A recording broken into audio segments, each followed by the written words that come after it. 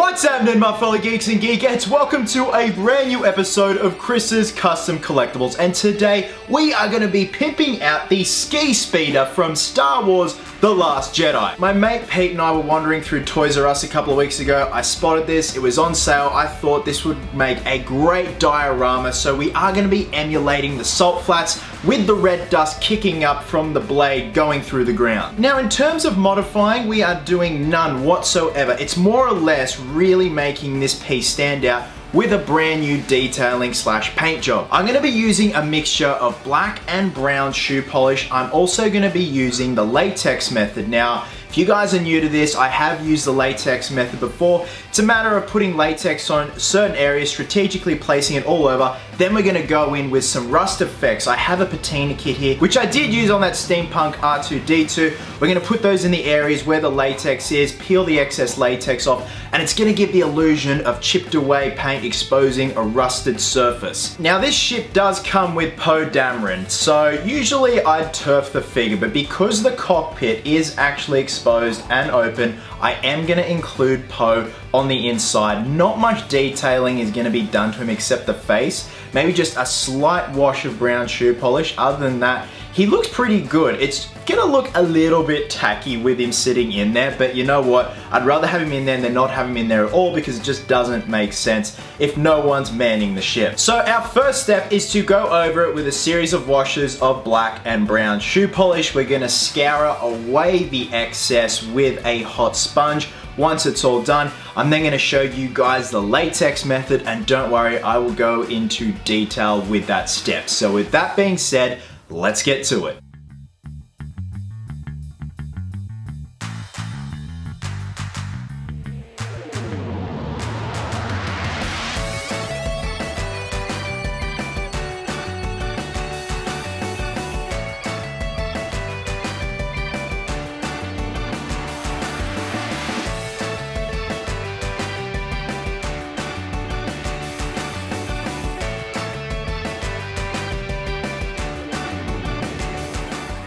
So I know I said I was going to go in with a warm scourer sponge and scrape away the excess when it dried, but I've actually found that dabbing it on and then wiping the excess off straight away really gives it that finish that I'm going for in terms of trying to replicate the ski speeder's finish. So very happy with that. So I'm going to do the rest of the body of the ship with a black, and then I'm going to go over it again, same method but with brown shoe polish.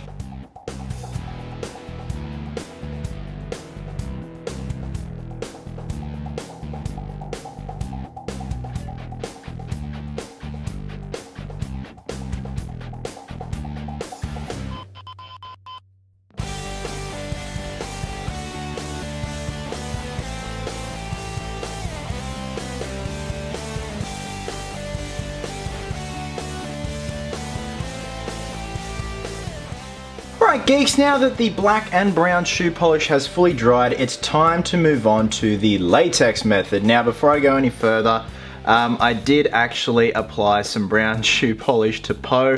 It was literally like a 2-minute job, especially to his vest there, just to make it a bit more worn and weathered. I am going to do some more washes over his face, but you know, it's just that's how I'm going to keep it as is. I'm not going to do any major work to him. It's all about the vehicle itself. So like I said, the next step is the latex method. So we've got to emulate some rust parts, so where the paint has chipped away and the body itself is starting to rust away. So I actually learnt this method whilst working at Studio ADI. Alec Gillis taught me this. So what we have here is some liquid latex. Even though mine's starting to chunk up a little, it's still totally workable. So what we're going to do is just get some on the brush, and we're just going to start to randomly dab it around areas where we think there will be, you know, rust areas, anywhere that would be vulnerable to being exposed in terms of rust.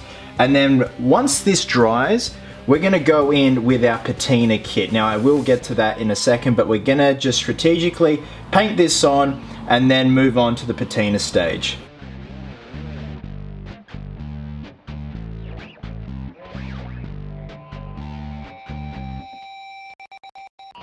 Okay, whilst the latex is drying on the ship, I'm going to go through the patina kit that we're going to be using to create the rust effect. So what we have here is a primer.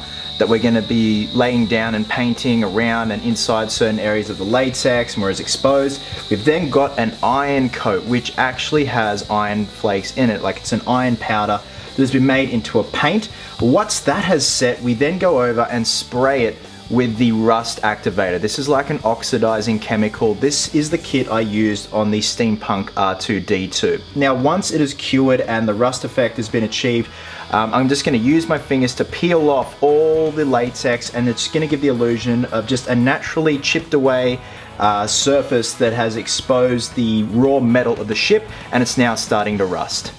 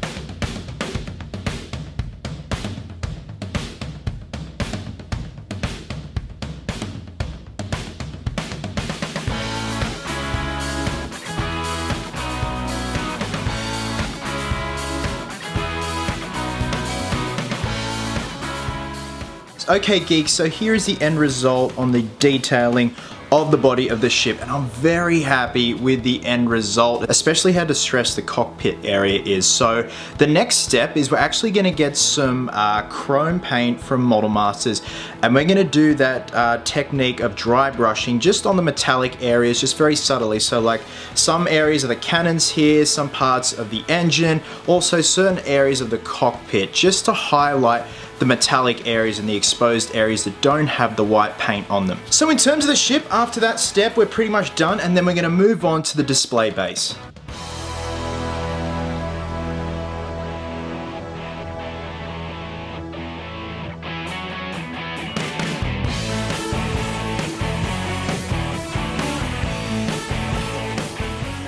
Right, geeks, it is now time to move on to the base. Now, I know it probably looks like I've jumped the gun a little here, but I am going to backtrack and explain exactly what I've done and what still needs to be done. So you guys probably recognize this base. This is a jewelry box you can get from Bunnings Warehouse. I think they're $11. I've used these on quite a few custom collectibles. They're a good go-to base in terms of displaying stuff like this. So what we're going to be doing is emulating the ski speeder, going through the salt plains and breaking up at the back here where the ski is embedded into the salt flat with the red dust kicking up. So unfortunately, I did have some clear Perspex tubing here, but because this side of the ski speeder is heavier than this side, it overbalanced and it flexed because it's plastic. So unfortunately, I've had to mount it and support it with an aluminium tube. That's just gonna have to do, I'm sorry guys, otherwise it just overbalances, it doesn't look right, it looks tacky, and I want this absolutely propped up perfectly, as if it's skiing straight along the salt flats. So I have drilled a hole in the back here for the ski to embed into, and obviously a hole for the aluminium pipe to go through, and I also have drilled a groove in the bottom of the base here so this can lock into place. Next step is we're going to grind a groove at the back here with the angle grinder, and then we're going to go in with some PVA glue and some pavement sand to emulate the salt flat. The rest of the base is going to be painted with a gloss black that I do use a lot. You guys will recognize that when I get to that stage. It's probably going to require about 2 or 3 coats to get a nice uniform gloss black, especially on MDF, because it just wants to absorb that color straight in. You do have to do a good couple of coats to really get that gloss to shine. So overall, I want this to be a really good museum piece. So once those steps are done, it's then time to move on to the actual red salt dust kicking up from the back, and then we're going to call it a day.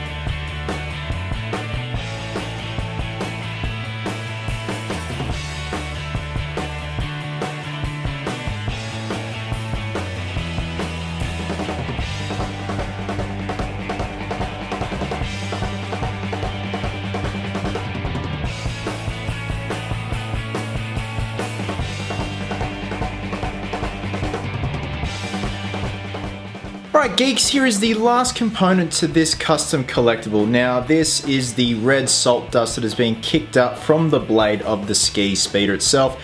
This is just regular pillow stuffing, craft stuffing. We've got like 2 big bags of it in our cupboard in the living room, so, you know, a little bit goes a long way. So, to get to this stage, it was a matter of just flattening out and shaping it to what I think the dust cloud would look like if a blade was cutting through the salt flat. I then went in with some clear gloss, and what the clear gloss does, it's not about the finish, but it's what you can do with it. It makes it rigid and malleable. So that way you can kind of shape it and mold it with your fingers. And then of course I went in with the same red that I detailed the salt flat with, the red from Rust-Oleum, sprayed it all over. And also I didn't want a sense of uniform throughout the whole piece. I wanted certain areas very bright red, like the base here, and then bleeding out to a sort of a lighter red.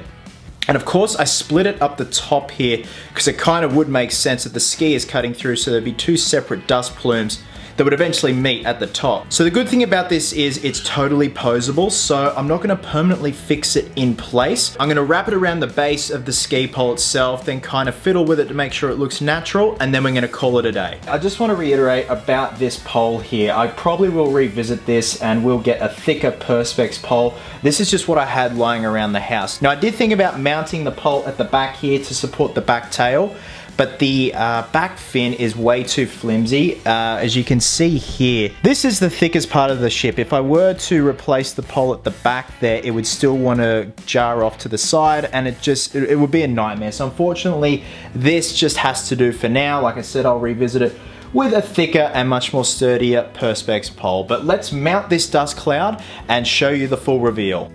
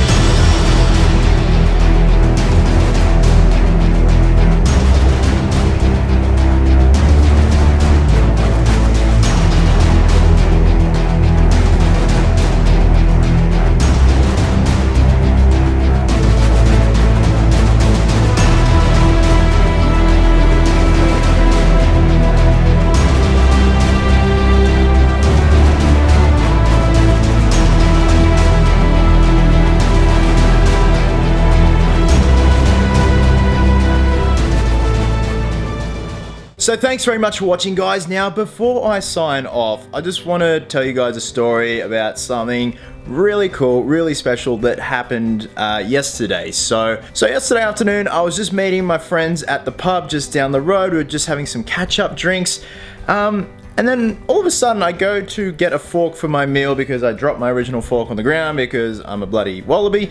I come back and there's my mum, my dad, my friend Steph who works for NovaStream, Ben, Miles. So let me backtrack and give some context. A couple of weeks ago, I was awarded NovaStream's Cosplayer of the Year for 2017. NovaStream is a media company, Steph works there, and Laura's just amazing. Laura organized this whole surprise. And anyway, yesterday I was awarded, as you can see right there, I was awarded a plaque, Cosplayer of the Year 2017 by NovaStream. I was awarded this at the pub and Laura organized the whole thing. Steph gave me the plaque on behalf of her and Alistair, who also works for NovaStream. So a massive thank you to them. A massive thank you to Laura. This woman continues to surprise me and impress me each and every day. A massive thank you to my good friends as well. Here's a group photo of all of us. It was a great afternoon. So yeah, it's still in shock, honestly. It's just, I'm surrounded by such amazing people. Guys, thank you so much as always for watching. I hope you're well, hope you're happy, be merry, be silly, and until next time, geeks, please always remember, cosplayers do it best.